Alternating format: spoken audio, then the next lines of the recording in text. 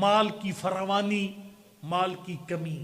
روایت میں ہے کہ بندہ آیا تھا پاک پیغمبر کے پاس اور اس نے آ کر ایسے شکوہ کیا، اللہ کے نبی میں بہت غریب آدمی ہوں، مجھے کو مالی حالات درست کرنے کا وظیفہ بتائیے. فرمایا فبر بوالدیک، جا اپنے ماں باپ کے ساتھ نیکی کر. اس نے کہا اللہ کا نبی میرے پاس ککھ نہیں ہے اپنے کھانے کے لیے. فرمایا اگر ککھ، توجہ میری طرف، ککھ نہیں ہے نہ کھانے کے لیے، دو میٹھے بول تو بول سکتا ہے. دو محبت بھرے جملے بول دیا ماں پی کے ساتھ. اور وہ بندہ سال کے بعد واپس آیا، ایک ریوڑ کا مالک بنا ہوا تھا. 2 سال بعد پھر آیا، پھر اسی طریقے سے ایک لاٹھی ہاتھ میں اٹھائی ہوئی. صحابہ کرام نے کہا اللہ کا نبی بندہ وہی ہے. فرمایا ماں باپ کے ساتھ نیکی کرنی شروع کی، اللہ نے مال دنیا فراوان دے دیا. لیکن جب مال فراوان ہوا پھر متکبر ہو گیا، ماں باپ کو بلا دیا، خالق نے ساری نعمتیں پھر واپس لے لی. یہ نعمتوں کا آنا جانا یہ ماں باپ کے ساتھ جڑا ہوا.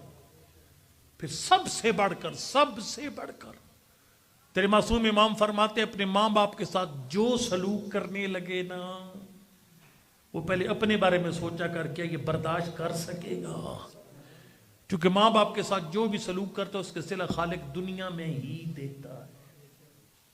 اس نے کہا مولا پھر وہ آخرت کدھر جائے گی؟ سرکار نے فرمایا سید الابرار یوم القیامہ بر الوالدین بعد موتہما، اصل میں نیکوں کا سردار اسے بنایا جائے گا جو ماں باپ کے مرنے کے بعد نیکی کرتا ہے.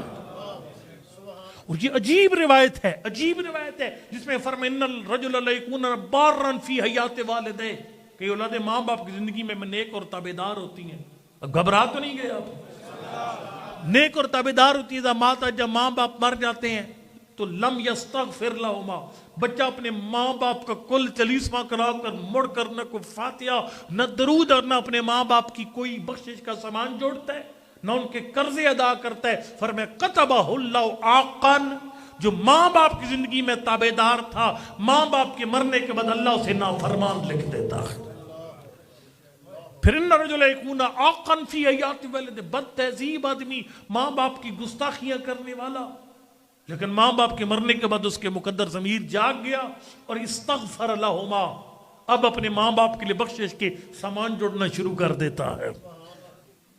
اور وعدہ دہینوں میں قرضے ادا کرتے ہیں ماں باپ کے. فرمایا کتبہ اللہ بارن، جو ماں باپ کی زندگی میں نافرمان تھا، اللہ مرنے کے بعد ماں باپ کی مرنے کے بعد اسے فرما بردار لکھ دیتا ہے.